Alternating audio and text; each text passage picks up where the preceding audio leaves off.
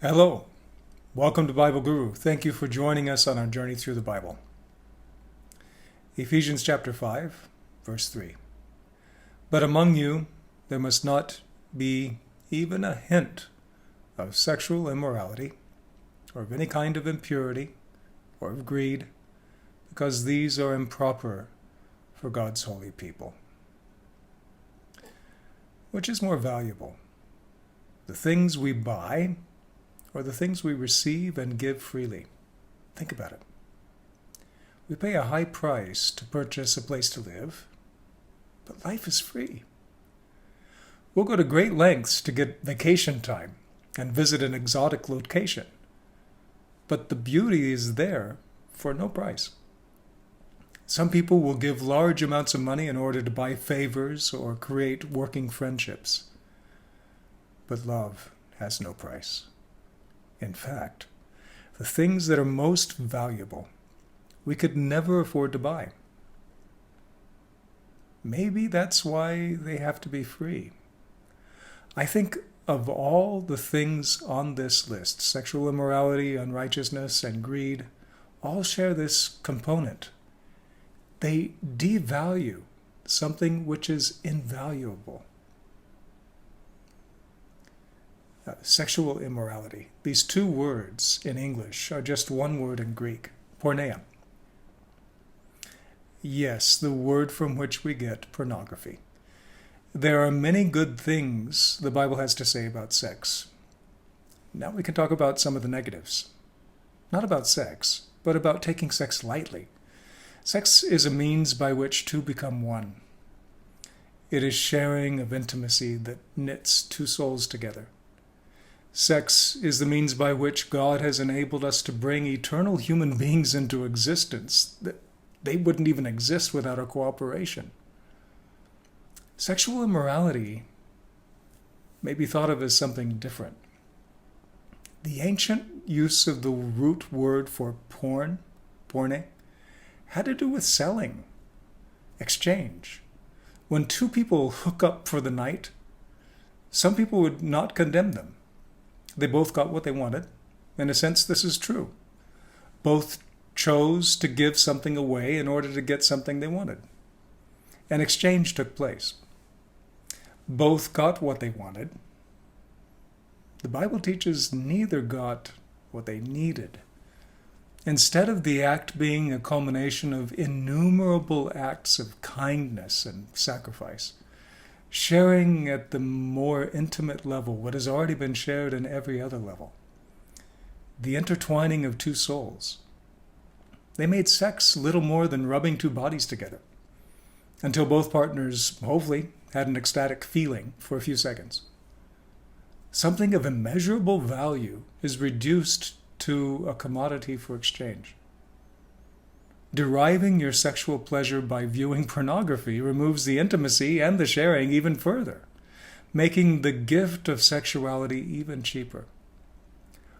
All of what the Bible calls impurity might be looked at like that, the cheapening of something of immeasurable value. Impurity. Akatharsia. Akatharsia, a catharsis, if you're maybe familiar with that word. It means not cleanness. Have you ever been with a group of friends and someone did or said something and someone said, "Dude, that's dirty"? We might think of unrighteousness that way. It's easier to have a few examples in mind. Just think about the 10 Commandments from Exodus chapter 20.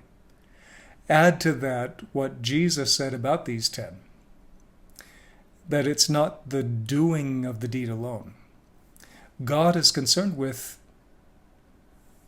the condition of the heart and the mind. If you're contemplating all the ways you would enjoy seeing your enemy die, you may not have committed murder, but you have murder in your heart. That's not clean. If you haven't stolen your neighbor's phone, but you really wish you had it instead of him or her, you've already stolen in your heart. That's not right. Many people in the fitness industry these days talk about having a clean diet. They mean eating healthy foods, avoiding the junk that makes you unhealthy.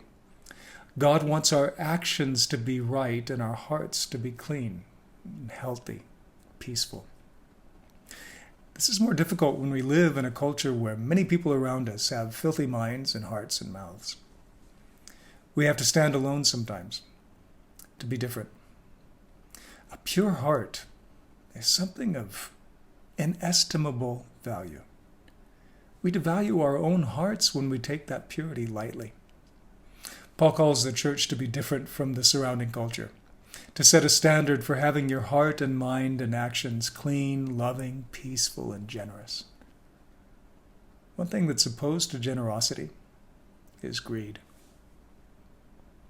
There's a story that when John D. Rockefeller, the first billionaire, was asked how much money was enough, he said, just a little bit more.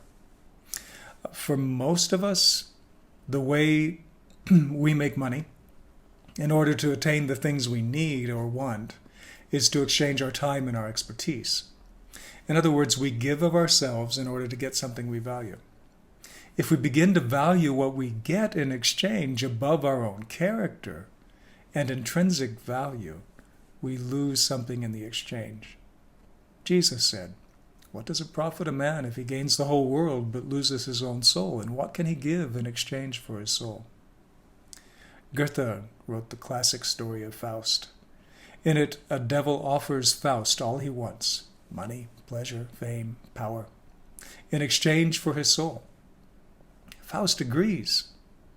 The demon makes good on his promise, something that almost never actually happens in reality.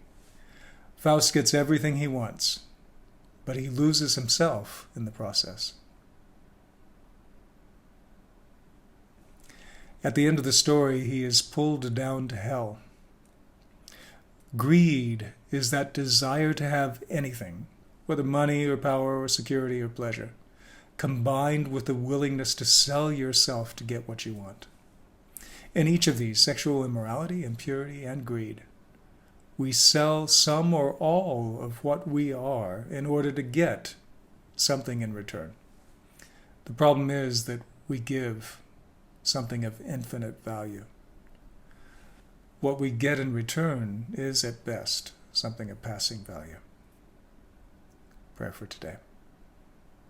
Father, today, teach me the value you place on me. Teach me to live accordingly. I am yours. Teach me to act like it. Let your Spirit fill me to the point that I value all else and everyone else according to how you value them. To you, who value us so highly that you gave your Son to purchase us. Amen.